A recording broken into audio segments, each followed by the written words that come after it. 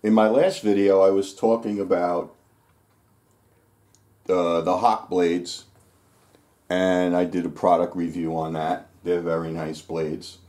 But at the time when I bought a bunch of them, I realized that I was going to go broke if I put a Hawk blade in every plane that I built.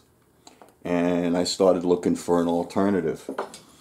And what I realized through my research was that the real issue was if I made my own blades, could I get away without using a chip breaker? And the answer, I believe, is yes. Chip breakers were basically invented by plane companies because the 18th century, or whatever it was, the plane makers from the 1800s, they came up with chip breakers mostly so that they could use unskilled labor to fabricate their planes. And that way, if the blade and the chip breaker weren't fitting as well as they might with skilled labor, the plane would still function. And then that way, they could use unskilled labor to mass produce planes. That was the whole key. And then to have profit, and to also push the other plane makers out of the market. So if you were behind the curve, still making planes the traditional way with skilled labor, doing them one at a time and making everything fit and so on and so forth, you were going to lose a lot of business by the other plane makers that were using the chip breakers and mass producing planes. But before there were chip breakers, there were planes that didn't have them, and all they had was a straight, flat blade, like this plane. Now, we've come a long way with tool steel, so I think that having a modern plane without a chip breaker is totally doable. And I've been using this plane for almost 2 years since I made it in one of my early videos on YouTube, and it works fine. And I use it as often as I can in almost every project since I made this plane. It works fine. So this is 3/16 tool steel. I'm very comfortable now hardening the blades with the torches and stuff, and tempering them in the oven. So that leads me into a whole other discussion about using tool steel in general. So I've kind of already established for myself that coffin planes and all my hand-built wooden body planes don't need modern blades with chip breakers, which gets me away from the Hawk blades and the expense of the Hawk blades, because that's really a key. So even if you don't have picking a side in the fight, the fact that I have to put like $100 blade in every plane that I make is prohibitive. So what I choose to do is use my own tool steel. Now, the nice thing about using your own tool steel for these, to put blades in these kinds of planes, is that you need it anyway for all the other planes that you're making that don't have chip breakers. Like the core box plane. You need tool steel for those blades. You don't have a chip breaker in that. If you're making a scrub plane, there's no chip breaker in this one. So aside from coffin planes and stuff like this, you're buying tool steel anyway. So you might as well buy tool steel for all your planes that you're making, except maybe your best planes that you want to put a Hawk in. But I'm at the point where I've got so many projects planned, and there's no way I'm going to put those expensive blades in them. Now, the other reason you want to have tool steel in your shop ready to go is I use them for, these are just scraps, but I use them as winding sticks. I use them for I use the tool steel for all the floats that I've made. I have a bunch of floats planned. This is all tool steel. I have some scraps ready to go for molding planes and skewed rabbit planes and stuff like that. So I use this piece of steel as a straight edge. So it's stuff that's nice to have around. And of course, when you're making all your other planes, you need the tool steel for all these blades. OG planes, all your molding planes, you need tool steel for it anyway. So let's talk about the thicknesses. For this plane, I used 3/16 tool steel.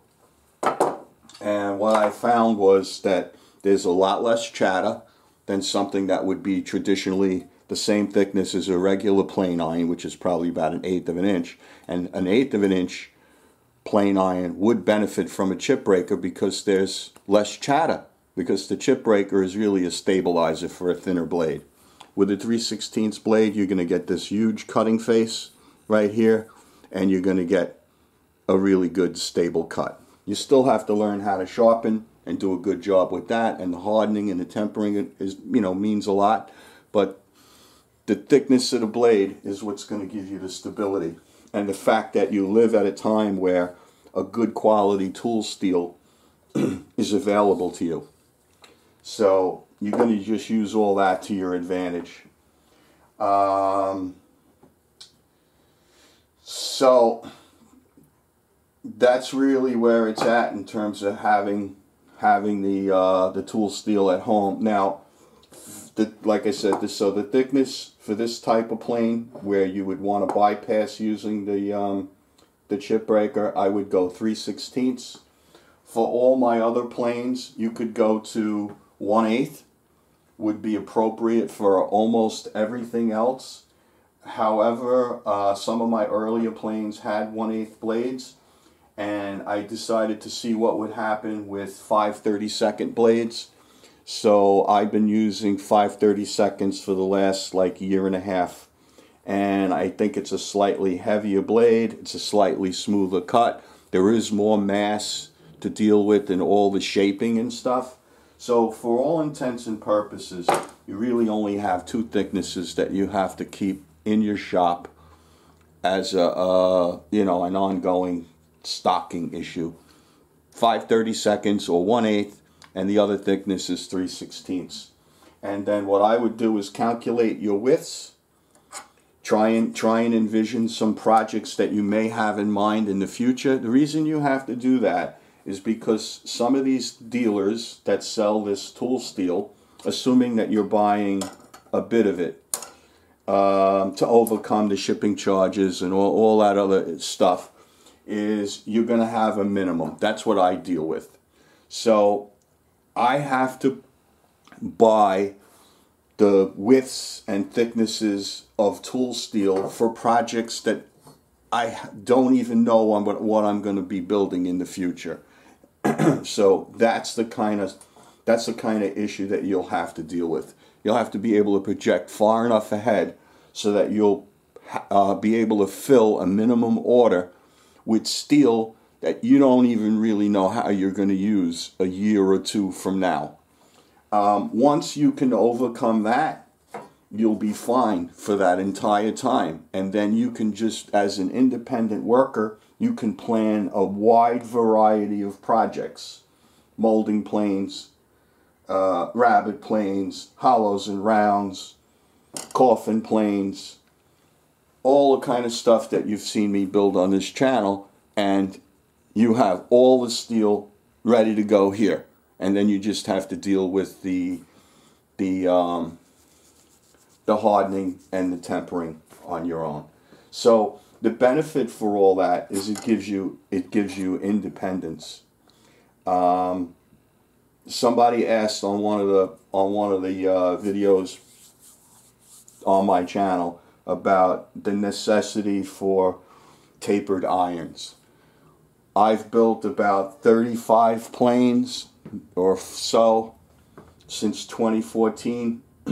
None of them have a tapered iron. They were all irons that I put in myself, and I think that it's much more important to have a flat bed on your plane and a very tight fitting wedge that fits up against the blade where it meets the blade and the abutments, and that you get all your geometry really, really tight. I think that's much more important than having a tapered blade. So don't let that be an obstacle to making your own blades and buying the steel. And in terms of like the comparison between, let's say, buying your own piece of steel, like when I bought this, I could have made, let's say, 4 or 5 2-inch blades for coffin planes out of this, and it would have cost me, let's say, $40. But buying aftermarket blades like Hawk blades, if I had to buy 4 of those, you're talking close to $400. So there's really no comparison. Now, if it's necessary for you to have a high quality blade in your first real nice plane that you make, go ahead, put a Hawk in it. But if you're going to make multiple ones, if you're going to sell them, if you're just going to use these as projects to improve your woodworking skills and, you know, do little neat stuff, I don't think it's appropriate to put a Hawk blade in every plane you make. You don't have to. So that's what this video is about. Like I always say, you got to stay strong because there's a lot more work to do. Thank you, everybody. Have a good day.